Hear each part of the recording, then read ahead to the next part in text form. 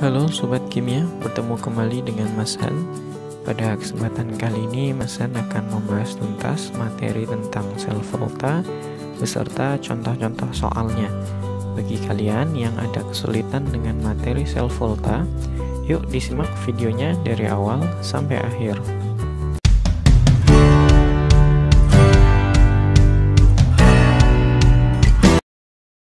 Oke, jadi sel volta itu merupakan bagian dari sel elektrokimia. Jadi selain sel volta ada juga sel elektrolisis.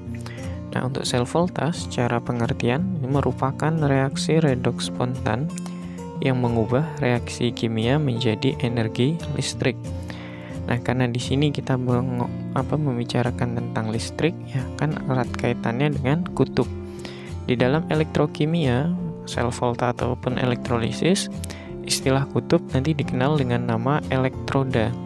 Nah, elektroda terbagi dua, ada katoda dengan anoda. Katoda adalah kutub positif, sedangkan anoda adalah kutub negatif.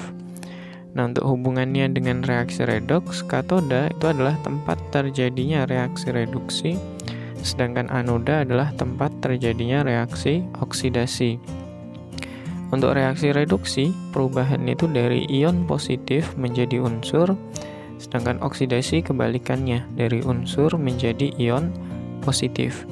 Nah, untuk teman-teman supaya mempermudah menghafalnya ya, ini bisa dibuat singkatan KAPAN. KAPAN itu maksudnya katoda positif, anoda negatif. Sedangkan reaksinya bisa disingkat anokaret. Anoda oksidasi, karet katoda reduksi. Nah, ini adalah konsep yang perlu diperhatikan ya, karena sangat penting nanti ke depannya terkait soal-soal sel volta.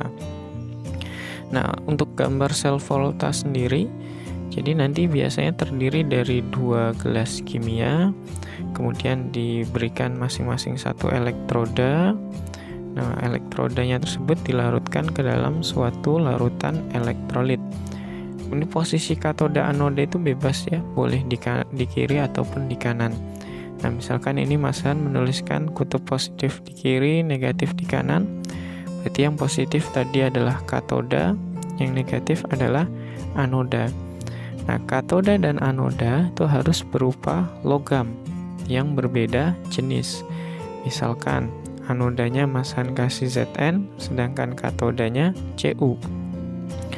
Nah, nanti larutan elektrolit yang digunakan harus mengandung ion yang sesuai dengan elektrodanya.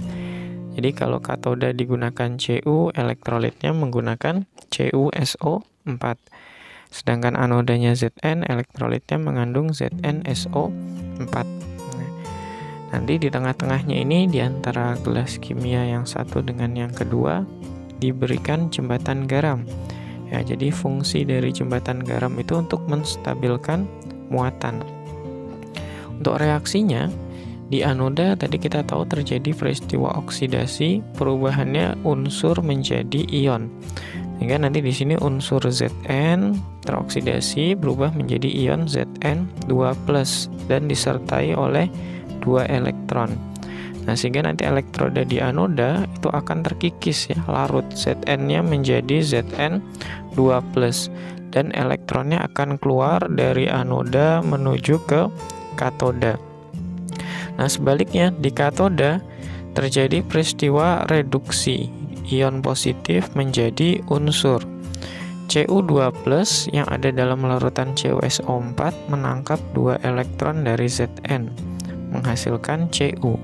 Nah, jadi sebaliknya kalau di katoda ini akan terbentuk endapan Cu, elektrodanya makin tebal. Kalau di anoda elektrodanya makin tipis. Nah, reaksi keseluruhannya disebut dengan reaksi sel. Ini elektronnya sudah sama, bisa dicoret. Zn ditambah Cu2+ menghasilkan Zn2+ ditambah Cu. Nah, yang perlu diingat-ingat ini ya, elektron mengalir dari anoda, dari kutub negatif ke katoda, ke kutub positif, ini selalu. Nah, jadi kurang lebih rangkaian dalam sel volta itu seperti ini. Ada katoda, anoda, elektrolit. Nah, kemudian ada jembatan garam dan voltmeter. Nah, nanti untuk menentukan logam mana yang akan dijadikan katoda atau anoda, ini diatur dalam deret volta. Ya, jadi deret volta adalah deret logam yang mengatur logam-logam yang akan dijadikan katoda anoda. Ya, dimulai dari Li ini. Untuk mempermudah menghafalnya, Mas Han kasih jembatan keledai ya. Li, kalau Bapak Camat nanti meninggal, Ali minta air, Zainal cari perempuan, cadel comel, Nini seneng playboy, heboh, sebab bikin cumi hangus, agak pahit, au. Nah, yang terpenting adalah kalian paham polanya ya.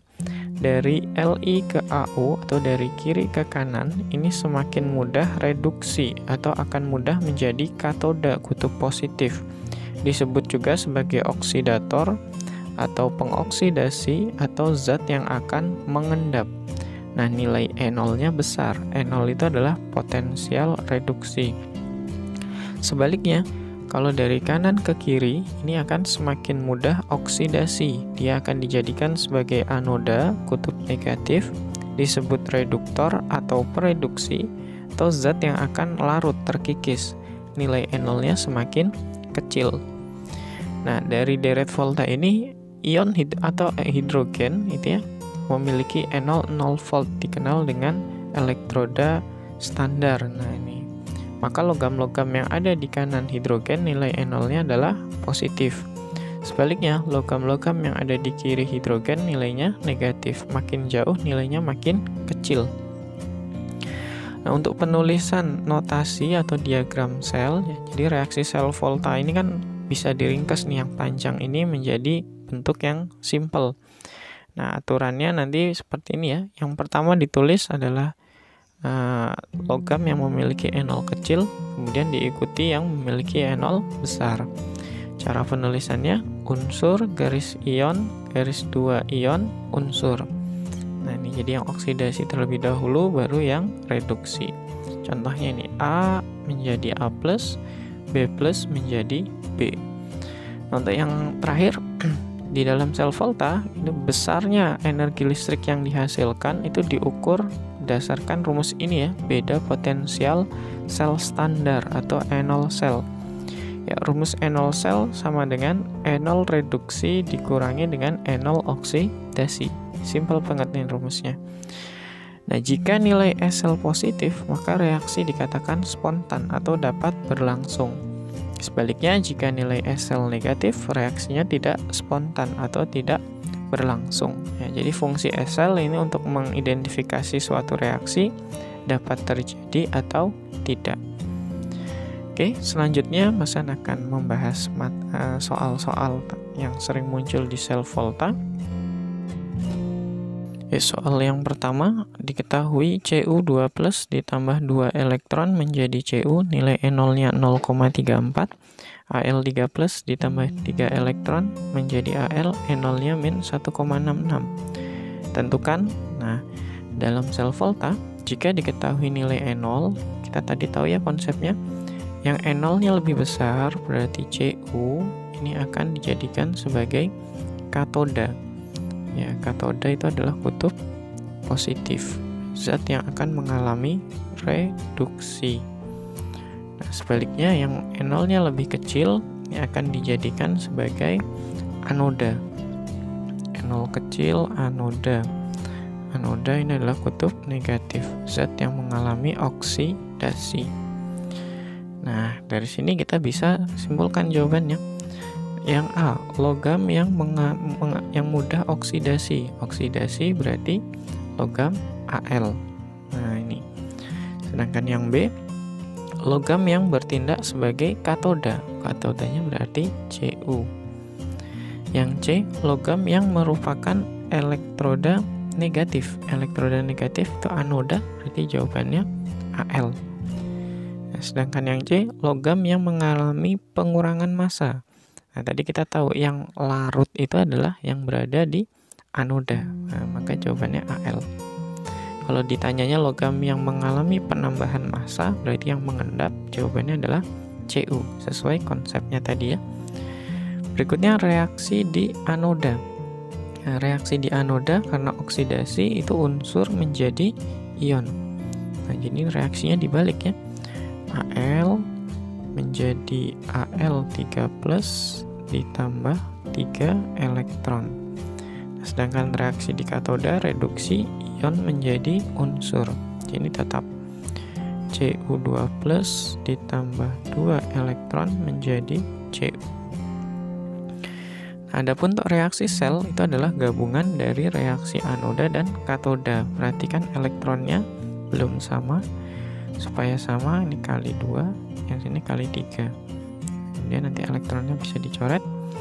Reaksi selnya 2Al ditambah 3 Cu2+ menghasilkan 2Al3+ ditambah 3 Cu. Nah, untuk penulisan notasi sel, ya notasi sel itu dimulai dari yang N0-nya kecil ya, dari Al. Aturannya tadi unsur ion, kemudian ion unsur. Nah, kemudian yang I, potensial sel atau E0 sel. Rumusnya adalah E0 reduksi dikurangi E0 oksidasi. Ya, yang reduksi tadi adalah Cu ya 0,34 dikurangi min 1,66. Maka nilainya adalah min ketemu min jadi plus ya. Jadi plus 2,00 volt. Ya, mudah ya ini soalnya. Untuk soal nomor 2, berdasarkan data berikut diketahui data E0 dari ion Fe2+, Pb2+, Zn2+, dan Sn. Pertanyaannya, reaksi yang dapat berlangsung spontan. Nah, kan tadi ya, kalau sesuai konsepnya, reaksi spontan itu jika E0 selnya positif. Tapi kalau kalian menggunakan cara ini, menghitung E0 sel satu persatu dari opsi A, B, C, D, E, ini akan menyita waktu lama. Nah, Mas Han punya cara ya best trick langsung ya. Ya sebenarnya ini enggak trik yang spesial sih, selama kalian paham konsepnya.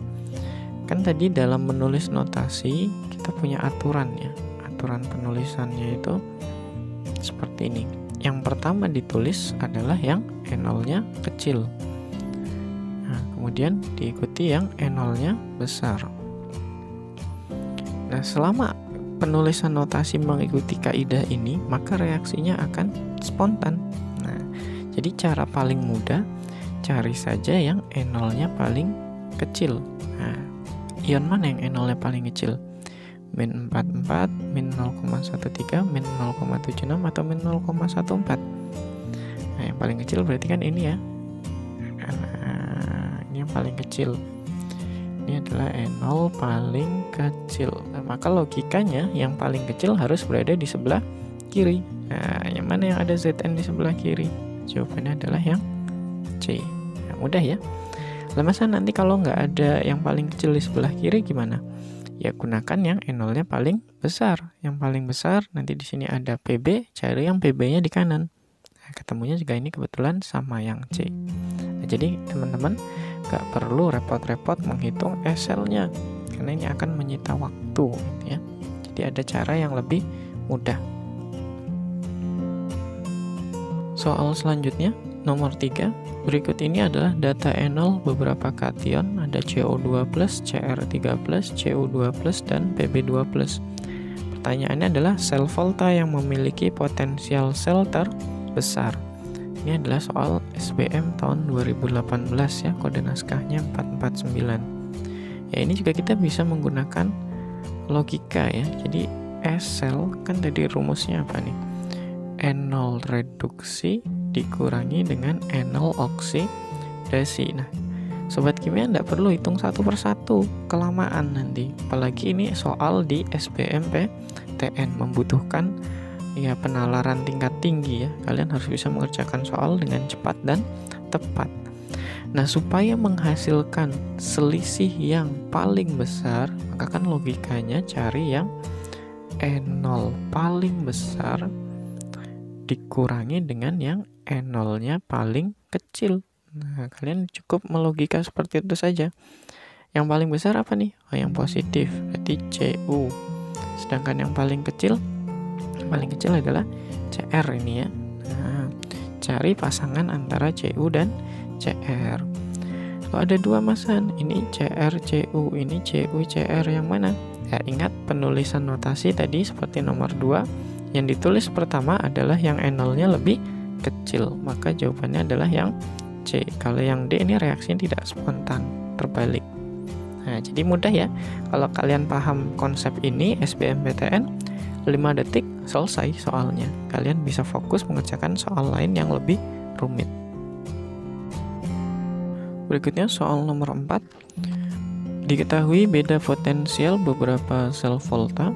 Ada reaksi A dengan B2+, kemudian B dengan C2+, dan D dengan B2+. Pertanyaannya adalah urutan logam A, B, C, D berdasarkan bertambahnya sifat oksidator. Nah, pertama-tama, kalau ada reaksi sel volta, pastikan dulu reaksinya harus spontan. Ya, cirinya spontan jika S-selnya positif. Nah, ini ada yang negatif, berarti ini tidak spontan. Kalau tidak spontan, artinya tidak ada reaksi tersebut. Nah, maka supaya spontan, ini reaksinya harus dibalik. Kita tulis ulang dari belakang. B ditambah D2+ menjadi B2+ ditambah D. Nah, kalau dibalik reaksinya maka akan berubah tanda. 0,22 ini menjadi spontan. Kemudian pertanyaannya minta bertambahnya sifat oksidator. Berarti dari oksidator lemah ya, ke oksidator kuat. Nah, sesuai tadi pola di deret volta, oksidator itu meningkat dari kiri ke kanan dalam deret volta, kemampuan reduksi ya. Berarti dari kiri ke kanan. Nah, yuk kita petakan. Nah, ini cara mudahnya. Masa di sini langsung gunakan saja best trick ya, andalan. Ya, karena mengerjakan soal itu kalau pakai cara yang ribet ya bikin pusing ini. Kalau ada yang mudah, kenapa harus dipersulit? Nah, kita lihat A dengan B. Siapa yang mengalami oksidasi? Ya, ingat tadi oksidasi itu unsur menjadi ion, biloxnya naik. Nah, A naik ya dari bilox 0 menjadi plus 3. Berarti A ada di sebelah kirinya B. Nah, gini. A kemudian B. Jaraknya, nah kita tahu tadi SL itu merupakan selisih ya, beda potensial. Nah, ini jaraknya adalah 0,9. Nah, untuk data yang kedua, di situ ada B dengan C. Yang mengalami oksidasi adalah B. Biloxnya naik dari 0 menjadi plus 2. Berarti B-nya di kiri, C-nya di kanan. Nah, dengan selisih atau dengan jarak 1,1. Nah, B dengan C ini jaraknya 1,1. Nah, yang terakhir B dengan D yang mengalami oksidasi ini B ya, dari 0 jadi plus 2. Nah, tapi sekarang jaraknya hanya 0,22. Kalau B dengan C jaraknya 1,1, B dengan D hanya 0,22. Maka posisinya D itu di tengah-tengah sini ya, di dalam. Nah, D jaraknya ini 0,22. Nah, jadi urutannya, nah, kita minta dari kiri ke kanan. Dari kiri ke kanan ada A, B, D, C. A, B, D, C jawabannya adalah yang C. Ya, ini soalnya dilanjut ke nomor 5. Ya, berdasarkan data di nomor 4, ya, harga SL reaksi 2A ditambah 3C2+ menghasilkan A2A3+ ditambah 3C adalah. Nah, tadi ya kita pahami lagi konsepnya. SL itu adalah jarak atau selisih. Jarak atau selisih ya, A dan C. Nah, ketika kita sudah membuat garis bilangan seperti ini, kita bisa lihat A dengan C jaraknya berapa? Nah, kan tadi di sini ada A, kemudian C. Nah, tadi sempat berhenti dulu di B dengan jarak 0,9, kemudian B dilanjutkan lagi ke A, jaraknya 1,1, maka total jaraknya ini tinggal dijumlah, hasilnya adalah 2. Nah, jawabannya adalah yang E. Ya, mudah ya teman-teman. Ya, itu tadi pembahasan materi tentang sel volta beserta contoh-contoh soalnya. Bagi sobat kimia yang ada kesulitan, silahkan bertanya di kolom komentar. Jika sobat senang dengan video kali ini, silahkan like, share, komen, dan juga subscribe channel Mas Han. Terima kasih.